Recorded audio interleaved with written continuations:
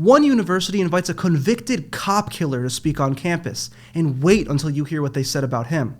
A professor explains why he thinks it's funny when unvaccinated people die of COVID. A university celebrates Womackson during Women's History Month, and the Wyoming State Senate votes to defund a state university's Gender Studies department. I'm Peter Cordi, and you're watching Campus Countdown.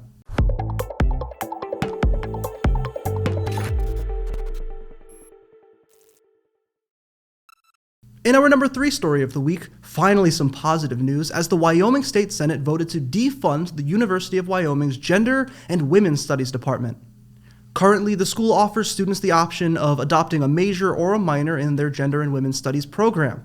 The senators who voted to halt the funding stated that the department produced a biased view of education, with some arguing that the program held no academic legitimacy. They criticized the program's goals as being linked to service and activism. And that is exactly the heart of the matter. These Gender and Women's Studies departments exist solely to indoctrinate students into believing the fantasies of the vast spectrum of genders, and that a man can be a woman if he simply believes he is. Such programs reject the biological nature of being a man or a woman and have fostered radical leftist activism in the name of education. People who cannot even define what a woman is have no place teaching about gender and women's studies, and if a group of professors wants to be activists, they can go start a political organization of their own or join one. There are plenty to choose from.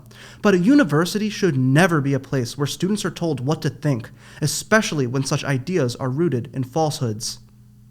Speaking of which, that leads us to our second story of the week, as one university is celebrating Women's History Month by celebrating Womackson, which apparently includes biological men.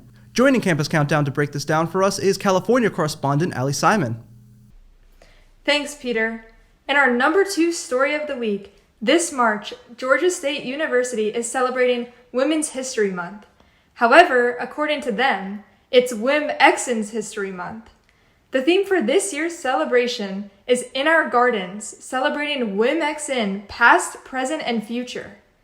The university will be using the term Womackson to validate individuals whose experiences exist beyond social norms of womanhood and amplify the identities and experiences of women of color, transgender individuals, and individuals who are non-binary or non-conforming.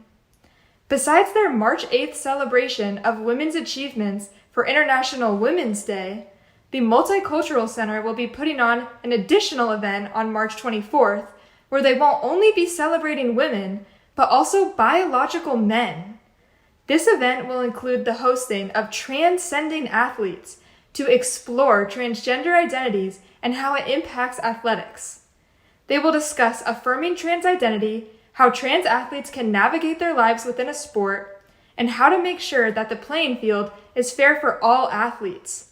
It is set to occur right in the middle of the ongoing controversial debate between whether or not biological males should be allowed to compete in women's sports. Just last week, transgender swimmer from the University of Pennsylvania, Leah Thomas, won first place in the NCAA National Championship for the 500-yard freestyle, beating out actual biological women who shed blood, sweat, and tears their entire lives to be able to compete for a championship. Every time biological males compete in a women's sport, they will be stripping hard-working female athletes of awards they rightfully earned. As a woman and former athlete, no matter how hard I train, I would never be able to keep up with a biological male. Back to you. Thanks, Allie. In our number 1 story of the week, SUNY Brockport is having a convicted cop killer named Jaleel Monteecum speak at an event. Worse yet, they label him a political prisoner and loving human being. To be clear, we're talking about a man who made a fake 911 call and ambushed the responding officers, killing the first in one shot and then shooting the other 22 times as he begged for mercy, pleading that he had a family. He shot him in the head and down his spine, and when the killer was asked why he would kill a black cop because one of the cops was black, his response was, "A pig is a pig." Having this man speak on campus and praising him the way they are spits in the face of every police officer killed in the line of duty and the families shattered as a result, especially the families of the 2 cops he killed.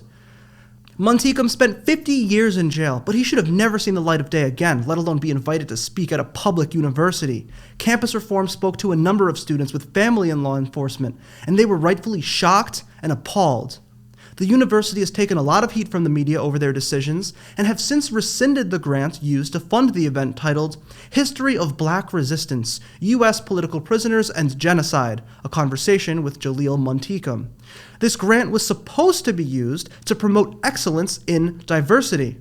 A cop killer promoted as an example of excellence in diversity. That is the most absurd thing I've ever heard.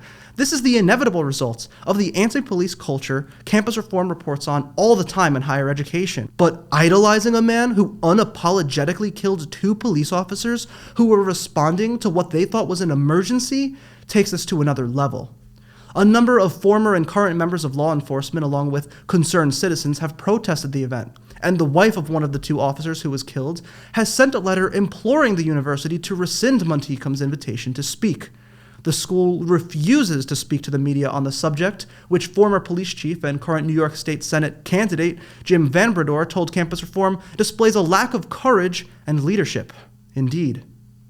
And this week's Woke Tweet of the Week goes to Vice News, who had a UCLA visiting professor named Dexter Thomas on to explain the trend of leftists making fun of unvaccinated individuals who die of COVID. Wait until you see this video.